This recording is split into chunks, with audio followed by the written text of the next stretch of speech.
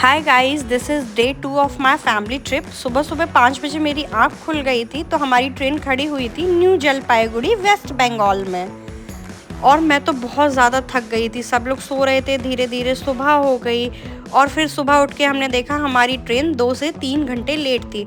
हमारी ट्रेन को सुबह 10 से 12 बजे के बीच में ही कामाख्या जंक्शन पहुंच जाना चाहिए था, बट हम लोग 2 बजे के बाद कामाख्या पहुंचे। देखते ही देखते आसाम डिस्ट्रिक्ट लग गया था और अब गुवाहाटी आने वाला था। मौसम यहाँ का बहुत ही सुहाना हो रहा था, ठंडी ठंडी हवाएं चल रही थी और देखते ही देखते 2 बजे तक हम लोग कामाख्या जंक्शन में उतर गए थे।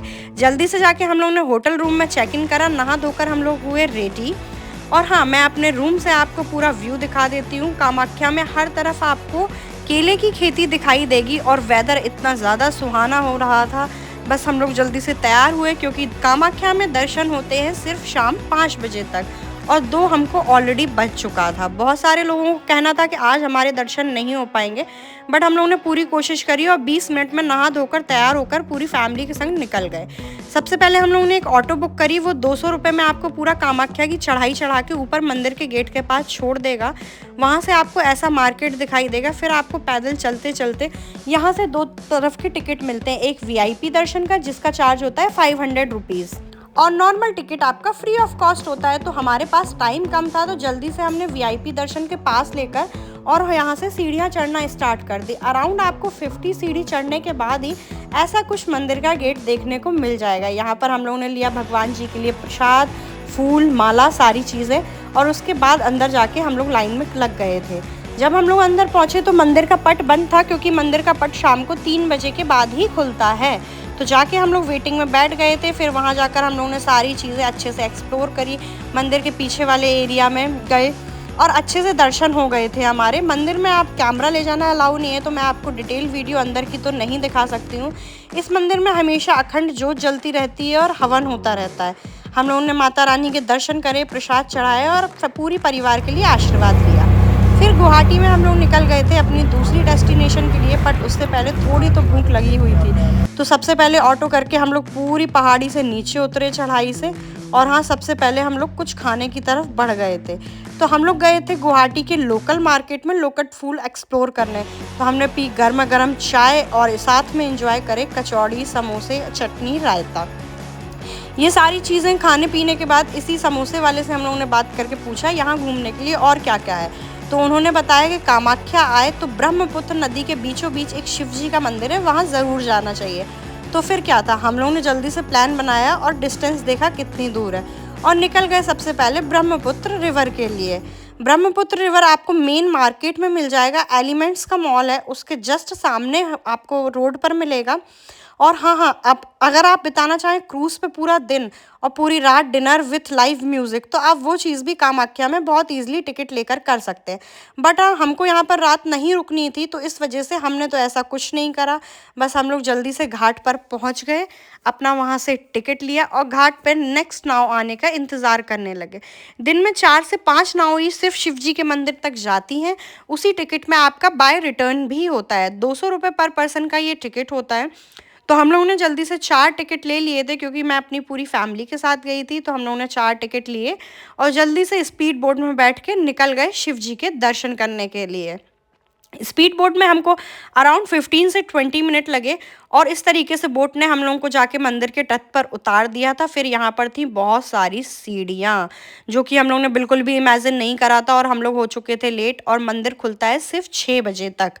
तो जल्दी जल्दी हम लोग पहुँचे ऊपर। बीच बीच में ऐसे पत्थरों के भगवान जी, चट्टानें भी दिखाई दी।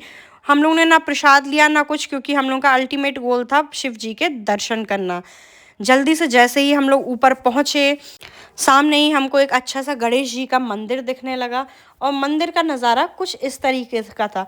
भगवान ने भी आज हमारा बहुत साथ दिया कि यहाँ पर बारिश नहीं हुई, तो हम लोगों ने सारी चीज़ें बहुत जल्दी जल्दी कवर कर लिए। इस मंदिर के अंदर जाके बहुत सारी अंदर नीचे को सीढ़ियाँ थी, मुझे तो पता ही नहीं था। एक तरीके से पाताल लोक में शिव जी का मंदिर दिख रहा था। फिर हम लोग काफ़ी देर सीढ़ियों में लगने के बाद करे भगवान के दर्शन, बाहर निकले तो अंधेरा हो चुका था, लाइटें जल चुकी थी हर तरफ। हम लोगों ने भगवान जी को अपनी विशेस मांगी, जल्दी से दीप प्रज्वलित करे, और यहाँ पर शाम की आरती करके हम लोग निकल चुके थे नीचे के लिए, क्योंकि हम लोगों को पता चला कि ये नाव लास्ट फेरी यहाँ से निकलने वाली है। और हम लोगों को यहाँ का कुछ आइडिया भी नहीं था। शाम को कुछ ऐसा सा नज़ारा दिख रहा था मंदिर से। ब्रह्मपुत्र रिवर भी बहुत सुंदर और बहुत बड़ी है, और सबसे अच्छी बात क्या है यहाँ की कि ब्रह्मपुत्र रिवर बहुत ज़्यादा साफ़ है। हम लोग जल्दी से दोबारा से सीढ़ियाँ उतरे। लगभग 6 बज चुके थे शाम के, और बोट से इतना प्यारा सीन आ रहा था, चारों तरफ लाइटें जल रही थी। और हाँ, फिर लौटते समय हम लोगों ने बोट में करी खूब सारी मस्ती और सेल्फी, क्योंकि जाते टाइम तो हम लोगों को ये था कि बस हम लोगों के अच्छे से भगवान के दर्शन हो जाए। फिर दर्शन करने के बाद खूब सारी बोट में मस्ती करने के बाद फिर हमको वही क्रूज़ दिखा। इस क्रूज़ में आपको टॉप फ्लोर पर मिल जाएगा रेस्टोरेंट, नीचे रुकने के लिए रूम। तो इफ़ अगर आपके पास ज़्यादा डेज़ हों गुवाहाटी में, तो आप इस क्रूज़ को बुक कर सकते हैं यहाँ पर रुकने के लिए और फैमिली के संग एक अच्छा सा टाइम बिताने के लिए। फिर क्या था, हम लोगों के पास अभी थोड़ा सा टाइम बचा हुआ था, तो सोचा क्यों ना यहाँ का लोकल मार्केट एक्सप्लोर किया जाए। तो ब्रह्मपुत्र रिवर से 1-1.5 किलोमीटर दूर ही यहाँ का लोकल मार्केट था। तो हम लोगों ने तो पैदल चलना स्टार्ट कर दिया। रास्ते में हमको बैम्बू का इतना प्यारा सा ब्रिज मिला। यहाँ पे सारी चीज़ें बैम्बू की ही बनी हुई थी। और हम लोग पहुँच गए यहाँ के लोकल फूल बाज़ार में। यहाँ पे इतनी वैरायटी ऑफ फूल आपको मिल जाएंगे। पर हाँ, फूल बाज़ार नाम है तो सिर्फ फूल ही नहीं, यहाँ के ऑथेंटिक कपड़े भी आपको देखने के लिए मिलेंगे। यहाँ की प्योर आसाम की साड़ी, आसामी सिल्क साड़ी, हम लोगों ने बहुत सारी चीज़ें देखी।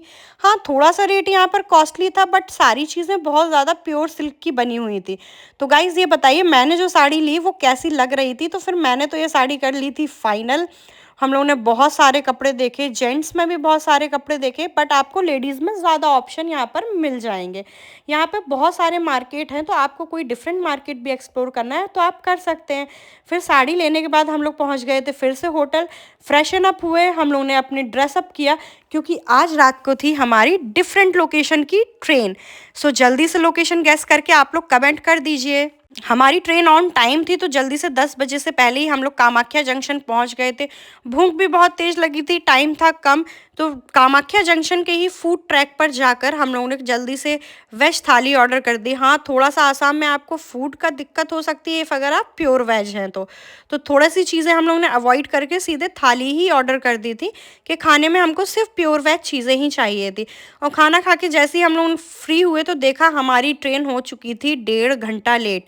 ट्रेन का राइट टाइम था 10:30 बजे, और वो आई 12:30 बजे के अप्रॉक्स। तो कामाख्या जंक्शन पे हम लोग 1 से 1.5 घंटे बैठे रहे।